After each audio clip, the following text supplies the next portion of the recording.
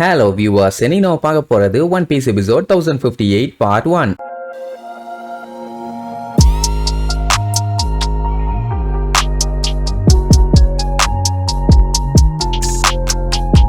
Open பண்ணா போன episode big மாம் உயிரோட வந்தது மட்டும் இல்லாம அவளோட பவரையும் அதிகம் பண்ணிக்கிட்டு சுத்தி இருந்த ஏகப்பட்ட பொருளுக்கு உயிர் கொடுத்துட்டா. இப்படி இவ கண்ணுல ஃபயரோட கொடூரமா எந்திரிச்சு வருவான்னு சொப்பனத்துல கூட அவனைய கண்டில்ல. இவனைய நல்லா ஹெவியா தான் அட்டாக் பண்ணிருக்கானுங்க. ஏன்னா பண்ண அட்டாக் வந்து வலிச்சுதாமா. அப்படின்னா இவ்வளவு நேரம் இவனை காட்டுத்தனமா சண்டை போட்டு உசுர கொடுத்து சண்டை போட்டு இப்பதான் அவளுக்கு வலிச்சிருக்குது. எவ்வளவு தைரியம் இருந்தா ஏன் மேலேயே கைய வைப்பீங்கன்னு ஓங்கி ஒரு வெட்டு வைப்பா. நல்ல வேலை அதுல எஸ்கேப் ஆயிட்டானுங்க. ஆனா அந்த போர்ஸுக்கு அவனுங்களால நிக்க கூட முடியல. ஏர் அவனுங்களை புடிச்சு அப்படியே புஷ் பண்ணுது. இதுல வேற அங்க இருக்க சில பல பொருட்களுக்கு உயிரை கொடுத்து வச்சிருக்காளா, அதுங்க தனியா அட்டாக் பண்ண வரும். அதெல்லாத்தையும் அசால்ட்டா தெரிக்க விட்டுருவானுங்கன்னு வைங்க. இவ தான் வெறி கொண்டு அட்டாக் பண்ணுவான்னு பார்த்தா இவ கிரியேட் பண்ணி வச்சிருக்காளே 3 ஜந்துக்கள். அதுங்க வெரைட்டியா சொல்லுங்க, நாங்க இப்படி அட்டாக் பண்றோம் அப்படி அட்டாக் பண்றோம்னு. இப்பவே நல்லா மலமாடு மாதிரி மாறினதுனால இவங்களுக்கு அவளை எப்படி ஹேண்டில் பண்றதுனே தெரியல. ஏன்னா அவளோட பவர் இவங்க எதிர்பார்த்ததை விட தாறுமாறா இருக்குது. இப்படி இவனை அவளை எப்படி சமாளிக்கிறதுன்னு தெரியாம முடிச்சுட்டு இருப்பானுங்க. அதே நேரம் மார்க்கோ ஈசோவை தூக்கிட்டு போவான். என்னன்னா ஒரு ஜெயண்ட் உருவம் ஒண்ணு அப்பியரா இருக்குன்னு சொல்லி ஈசோ கேள்விப்பட்டால,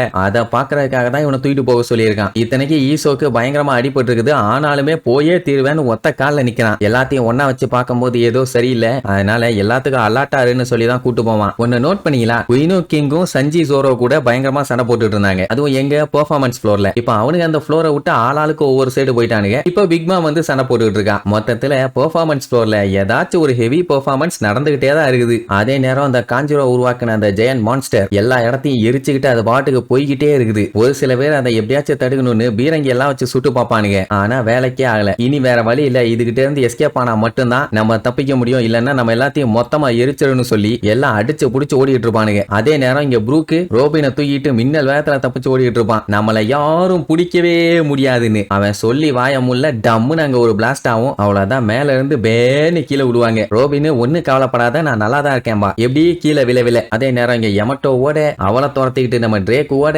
அவனுக்கு பின்னாடி அப்பு ஓட, அவங்க கூட அந்த மான்ஸ்டர்ஸ் ஓடன்னு ஒரே ஓடி புடிச்சு விளையாட்டு தான். ஆனா யமட்டோக்கு இப்ப சப்போர்ட்டுக்கு ஆளுங்க வர்றது ரொம்ப நல்லதானே. அப்ப ட்ரேக் கண்டுபிடிச்சிட்டான் இந்த அப்பு ஏன் யமட்டோவை வட்டிட்டு போறான்னு. இவங்கிட்ட என்ன டீல் போட்டானோ இப்ப அதை அவகிட்ட போட போறான். அட வீணா போனவனே, நீ எல்லாம் திருந்தவே மாட்டியாரான்னு வண்டியா திட்டுவான். அதெல்லாம் அவன் எங்க கேட்பான். இங்க யமட்டோன்னு கத்திட்டே போனவனே, டேய் நான் பிஸியா இருக்கேன்டா, தேவையில்லாம என் பின்னாடி வந்து உசுர வாங்காதீங்க, என்ன தடுக்க ட்ரை பண்ணீங்கன்னா பல்லுகள்லாம் தட்டி விடுவேன்பா. பூகா வேற கூடவே ஓடி வருமா. இங்க பாரு பூகா, நான் இங்க அவசரத்துல போயிட்டு இருக்கேன். இப்ப என்னால உன் கூட விளையாட முடியாது. நான் மட்டும் இப்ப ஒரு சம்பவத்தை போய் தடுக்கலன்னா நம்ம மொத்த பேர் வாழ்க்கையை விளையாண்டுரும். அதனால சொன்னா கேளு, நம்ம அப்புறம் விளையாடுவோம்னு சொல்லி சமாதானப்படுத்திட்டு இருக்கும் போது திடீர்னு ஒரு அனௌன்ஸ்மெண்ட். என்னன்னா ஒரு எரிஞ்சுகிட்டு இருக்க கிரியேச்சர் ஒன்னு செகண்ட் ஃப்ளோர்ல இருந்து பேஸ்மெண்ட்டை நோக்கி வந்துகிட்டு இருக்குதாமா. அதனால எல்லாம் கேர்ஃபுல்லா இருங்கன்னு சொன்னோன்னே இவங்க ஷாக் ஆகி நிப்பாங்களா. அந்த டைமுங்கும் போதுதான் கரெக்டா மேல இருந்து ப்ரூக்கும் ரோபினும் கீழே வந்து விழுவாங்க. விழுறது ஏதோ குஷன் மாதிரி ஒரு இடத்துல விழுந்திருப்பாங்க. ஆக்சுவலா அவங்க எங்க விழுந்திருப்பாங்கன்னு பாத்தீங்கன்னா பூகாவோட தலையில. இதை விட சேஃப்டி லேண்டிங் வேற ஏதாச்சும் இருக்குதா என்ன. அப்ப மேல இருந்து கிரியேச்சர் வரத யமட்டோ மத்தவங்க எல்லாருமே பாத்துருவாங்க. ஆனா இப்ப அதை விட ஒரு பெரிய பஞ்சாயத்து. நம்ம ரோபின் எங்க இருக்கான்னு சொல்லி அந்த சைபர் போல ஆளுங்க பாத்துட்டு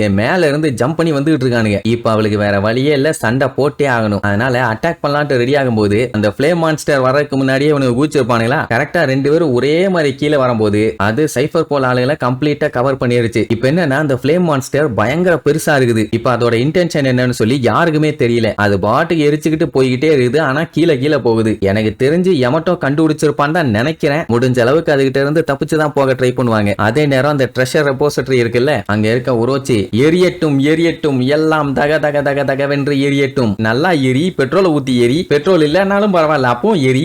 எரிக்கிறதுல இந்த மொத்த ஐலாண்டுமே தூசியா போயிடணும் கசன்போ. மெயினா இங்க வந்து இங்க இருக்க எல்லா ஆயுதத்தையுமே கொளுத்தி விடு. குரோசுமி கிளானுனா யாரு என்னன்னு சொல்லி மக்கள் எல்லாத்துக்கும் காட்டணும். இதோட கொசுக்கியோட பிளட் லைனே எண்டாக போகுது. இனிமேட்டு நீ தடுக்க யாருமே இல்ல, இது என்னோட விக்டரி, நான் ஜெயிக்க போறேன் அப்படி இப்படின்னு சொல்லி தனியா உட்காந்து புலம்புன்னு புலம்பி தள்ளிட்டு இருப்பான். மொத்தத்துல பைத்தியக்காரனாவே ஆயிட்டான். அந்த டைமுங்க போது ஒரு மைல்டான இசை. என்ன இந்த நேரத்துல இப்படி ஒரு இசை, யாரு இவ்வளவு அற்புதமா வாசிக்கிறது அப்படின்ட்டு பொறுமையா தட்டு தடுமாறி பக்கத்து ரூமோட டோர் அப்படியே லைட்டா ஓபன் பண்ணிட்டு ஒத்த கண்ணுல எட்டி பாப்பான். கஞ்ச பைய பண்ற வேலையை பாத்தீங்களா, முழுசா ஓபன் பண்ணி பார்த்தாதான் என்ன உள்ள உட்கார்ந்துகிட்டு இருக்குது கொமர சுக்கி. கண்ணு காது மூஞ்சி வாயின்னு எல்லாத்தையும் பார்த்துட்டு கன்ஃபார்ம் பண்ணுவான். உடனே அவனுக்கு சந்தோஷம் தாங்க முடியல, ஆனந்த கண்ணீரை முட்டிக்கிட்டு வருது. குமரசுக்கி நீ இன்னும் உயிரோட தான் இருக்கியா, என்னால நம்பவே முடியல அப்படின்னு கேட்ட உடனே அப்படியே வில்லத்தனமா சிரிப்பான். இவ எப்ப இங்க வந்தான்னு தெரியலையே, ஆனா கரெக்டா எவன் கண்ணிலையும் சிக்காம இவனை தேடி வந்திருக்கா பாருங்க. சரி, இதுக்கப்புறம் நம்ம குமரசக்கி ஹியோரிங்கிற குமரசக்கி இந்த கிறுக்கு பயல எப்படி ஏமாத்த போறான்னு அடுத்தடுத்த எபிசோட்ல பார்க்கலாம். டாடா. Yeah!